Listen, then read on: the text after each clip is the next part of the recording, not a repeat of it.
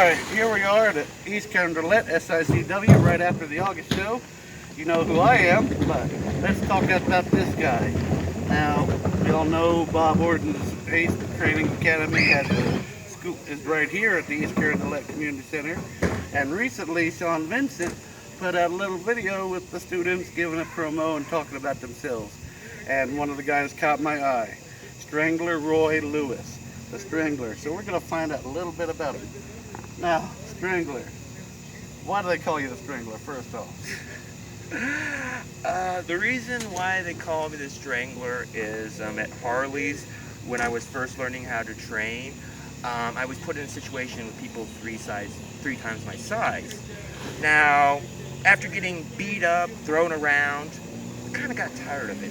And one day, out of nowhere, I black out. When I tuned back in, apparently I was told that I had tripped and strangled the person into unconsciousness. And I guess from that point, it's kind of stuck. Well, that's a pretty cool story, which leads me to another question. So we know you're at the Cowboy Bob Orton Ace Training Academy, but apparently this is not your first training school. You said Harley Race now. Let's talk about that. I believe in being a competitor, being the best. To be the best in wrestling, you have to train, but not just with one person, because then you get stagnant, you get stuck. You have to learn from everyone, because there's not just one way for success. So I went to Harley Race, because ever since I was a kid, he's always something I looked up to. And he said when I was ready to come to him, and I did. And he taught me something very beautiful, not to entertain, no. He taught me how to hurt people. And you know what? I do it really, really good. I saw that you handled yourself against the big Texan in Waco tonight. Oh, yeah. So we won't talk about that. So how long have you been in the business? I have now been professionally in this business for about 4 years, training for over 5. I have went all across this country, trained with some of the best, wrestled in some very strange but interesting locations, and watched a lot of people scream. All right, what's the strangest place you've ever wrestled in? The strangest place I ever wrestled in was in Austin, Texas, in the middle of downtown Austin, in this dive bar, wrestling for the first time a guy by the name of Stan Summers, which only stood about 4 foot 2 inches. And I remember that so well because at one point he got on the top rope and almost broke my jaw with his foot. Oh, well, that's nice. So, you mentioned Harley Race. So were you a fan before you got into wrestling, or? I have always been a traditionalist, a purist. While other people like playing with others, I'm not really good with playing with other people. I don't socialize with other people.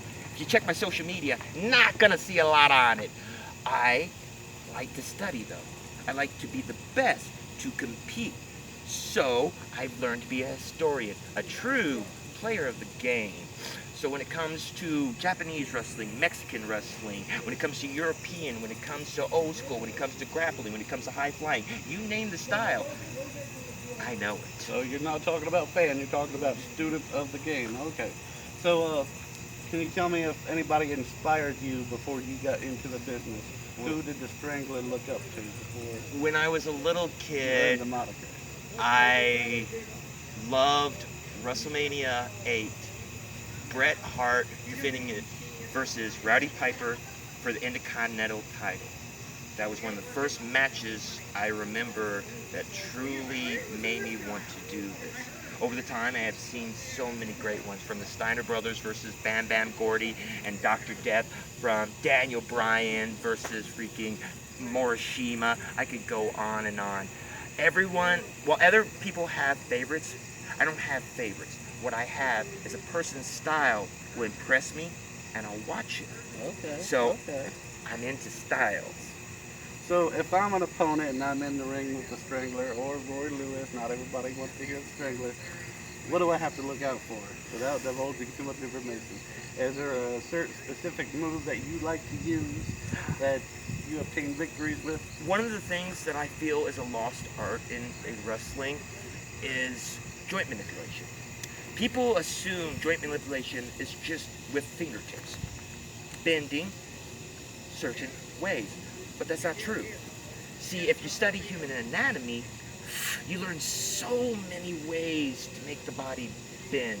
Did you know there's over 209 bones in the body? Did you know there's over 600 ligaments in your body? Now think about that. Think of how many possibilities, how many ways I can twist. I have a motto. It's a very simple motto. That motto is RST. Rip, shred, tear. I'm gonna have to use that motto. Sometimes I have a little trouble opening my cheeseburgers. All right. So what are your future plans here at SICW? Since I started in this area, I've had a bucket list. All right, let's hear the bucket list. Certain people that as a fan I admired and looked up to, but as a competitor, I'd love to add them to my list. All right, let's hear this list. There are great ones like Billy McNeil, truly an innovator for his time. He made the St. Louis scene as creative as possibly could.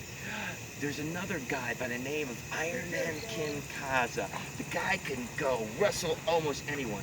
I like to see how iron this man really is. Another one that absolutely enthralls me, a guy throwback for when I was just a rookie, Superstar Steve Fender. You ever hear of him? Yeah, I've heard of him a time or two. I remember back when I didn't know as much. Former When I was SICW champion. when I was a little bit naive.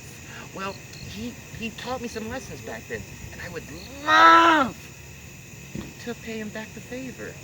Ken Kaza, Ricky, you name the person. If they have talent, if they know how to wrestle, you're on my list.